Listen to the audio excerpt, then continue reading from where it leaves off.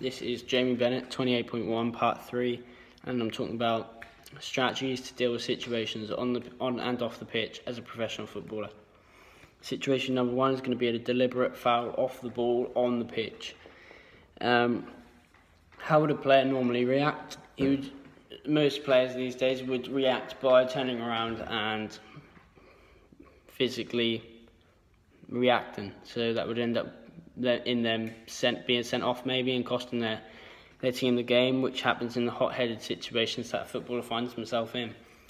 But strategy to deal with this is techniques that are taught through mentoring and coaching. So mentoring, this could be by sitting down with a professional and them taking you through some techniques such as breathing techniques, like little things that keep you calm in a game and keep you focused and relaxed to obviously avoid getting yourself sent off when it comes to the game of football and fouls off the ball like that.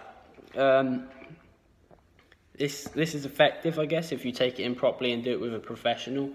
It can keep your team in the game, basically, because obviously if you're not getting yourself sent off, you're still on the pitch. It gives you that opportunity to get back at that player who's deliberately fouled you off the ball. And in my opinion, that's much better than getting him back off in front of the referee and then getting yourself sent off. It can also be done through coaching. So, for example, learning how to draw a foul, or in these situations, learning how to wind that player up, and the coach can teach you that sort of thing through training, I guess. And training in these situations is obviously really important, because then you learn from it, and you then take that into games and you use it to your advantage. Coaches will be the ones to tell you that you can use that to wind up a player and eventually get him carded, and then he's got a risky game for the rest of the game, and that's then going to go to your advantage. It's with coaching and mentoring. So, for example, coaching, he could take you one-on-one in the training pitch and show you how players might foul you, what they might do, and how you need to react with or without the ball, and that can be really effective. If with this strategy, it's very clear that with doing it properly, it's going to keep you on the pitch, keep your team in the game, and it's going to allow you to eventually go on and hopefully win the game because of it, because you've learned these techniques and you're now a different player. Situation number 2 is dealing with the media, and the situation is that it's a post-match interview after you've lost 4-0. Your team's annoyed, and I think everyone's a bit gutted.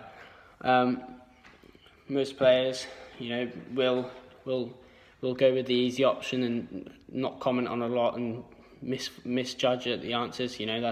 That's expected after a 4-0 loss. You're a bit speechless, you're a bit shocked, but a very good way to react to this situation happen is a group discussion where the whole team, managers and everyone sits down and has a thorough talk about the game, and they all put out their opinions on why you lost the game so badly, what you can do next time to improve it.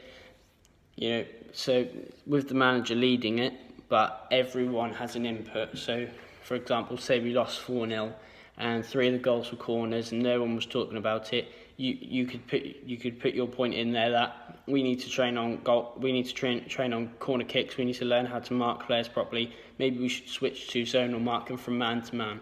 Let's try something different. See if we don't concede as many goals. And then people could pitch in as well and put their bits in as well. This could obviously lead to you improving as a team, identifying every weakness. You could do this weekly after a game. Instead of putting out there to the media that you're really frustrated and you're really upset at the point that, you've lost 4-0 and you might leave, and things like this, things that could be said in the heat of the moment after a big loss like that.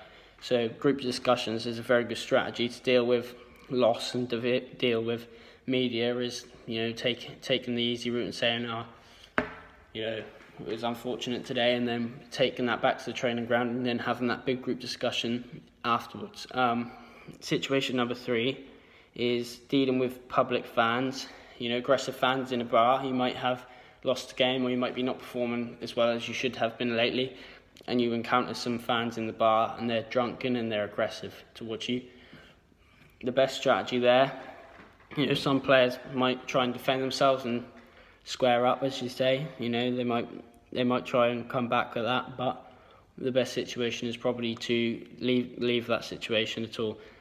Get out of there and change your lifestyle up. So, you know, if you know there's going to be fans in that bar, don't go there no more, because as a professional footballer you have to sacrifice some things to have nice things, and this is one of them things you might have to sacrifice, because it could get you in all sorts of trouble and all bad publicity. You know, people might picture you in a bar and say you're drinking alcohol and things like that. It's not going to give the club good publicity, and it's not going to give you as a player good publicity. So just leaving that situation altogether may help your cause completely, you know. Whereas if you were to stay in that situation, you might find yourself fighting with fans. The club ain't going to want that. You're not going to want that. Teams who want to buy you might not want that. You know, it's gonna in the long run turn everyone away from you, and it's no road you want to go down.